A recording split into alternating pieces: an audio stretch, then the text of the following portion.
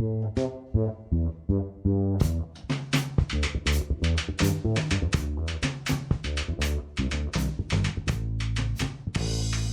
département du Borgou est une unité administrative qui regroupe 8 communes, à savoir Tchaourou, Parakou, Ndali, Bimbereke, Sinandé, Neki, Kalali. Et sa population avoisine un peu plus d'1,2 million d'habitants. Et dans la plupart de ces communes, 3 à 4 langues sont parlées.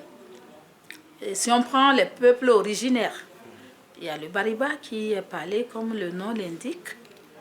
Il y a le Peul, il y a le Bo et il y a le Dindi. Aujourd'hui, avec le déplacement des populations, les autres populations du sud du Bénin sont présentes, fortement présentes dans ces communes. Et quand vous allez dans une commune comme Ndali, presque le tiers de la population parle les langues de la Takora à cause de la fertilité du sol. Et elle est très vaste avec des populations travailleuses et qui font beaucoup l'agriculture. Aujourd'hui, en dehors du maïs, du mil, l'arachide, nous avons le coton qui en est la production privilégiée. Et dans ces communes, le maïs, et par endroit là où il y a les bas-fonds, il y a le riz, l'arachide, les yams, le sorgho, le manioc. Il y a des artisans, il y a les éleveurs, parce qu'après Banikwara, Gouagounou, on trouve beaucoup d'éleveurs dans la commune de Kalale.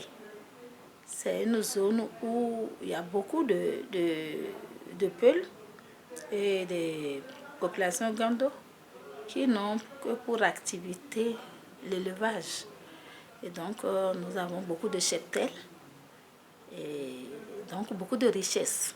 Donc, le département n'est pas un département à négliger.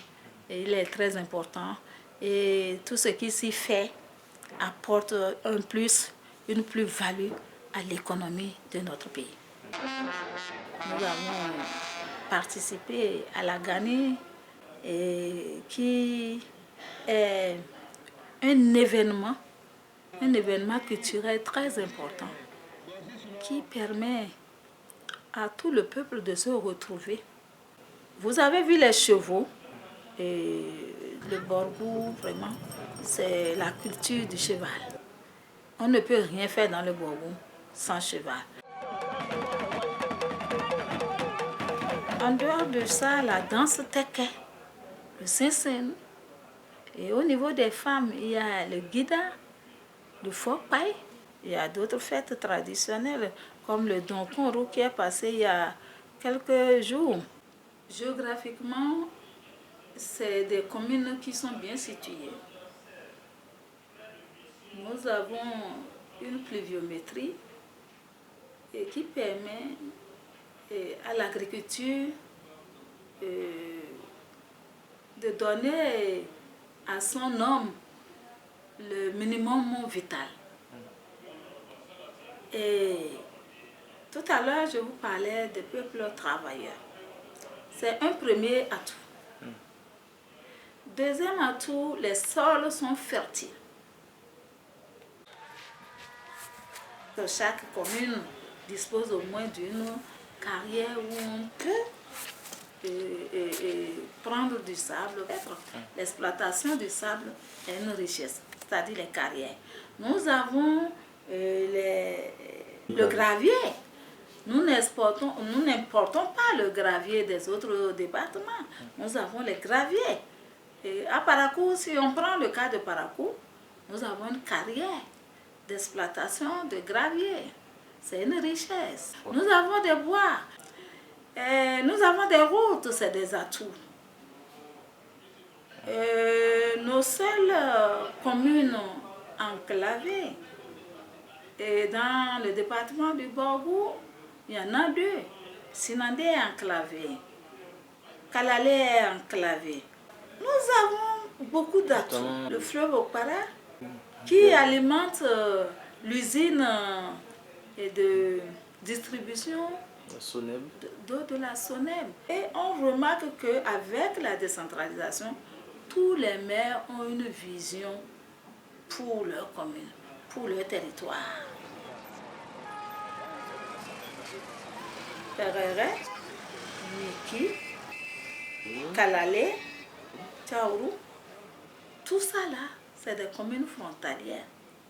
Et donc, à cause du commerce entre le Nigeria et le Bénin, ces populations sont épanouies. La seule difficulté, c'est le problème de frontières entre les villages du Nigeria et plus précisément les villages de Kwara State et les villages de Perere. Celui de Ogamoué a duré 42 ans. 42 ans depuis l'indépendance d'ailleurs, où le Nigeria et le Bénin, l'ancien Dahomey, avaient eu à mettre les bornes. Si nous avons eu des problèmes, c'est parce que le Bénin n'avait pas occupé ses frontières.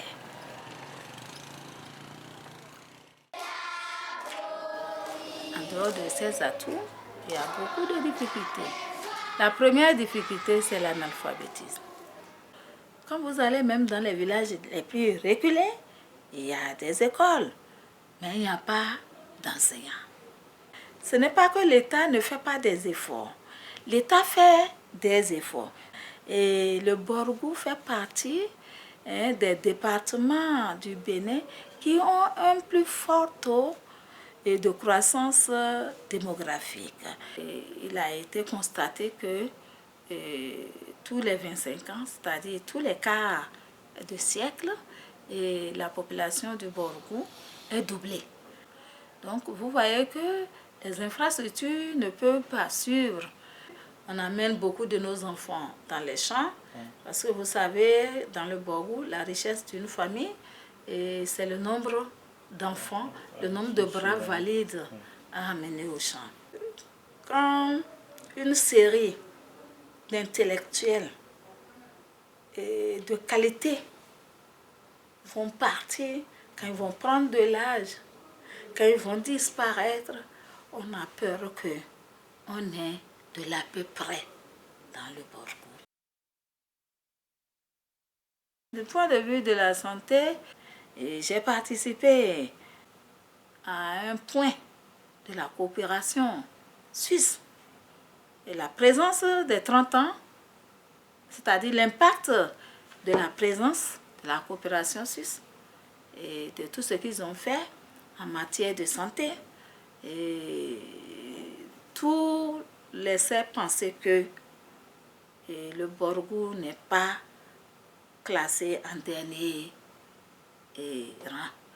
Et l'apport du niveau central, plus l'apport de la coopération suisse, plus la compréhension même des populations elles-mêmes, grâce à l'alphabétisation en langue nationale, et tout ça a fait que les populations du Borgou se portent mieux. La mortalité infantile a diminué et les femmes accouchent dans de meilleures conditions, elles s'alimentent mieux et c'est la preuve que cette population double tous les quarts de siècle.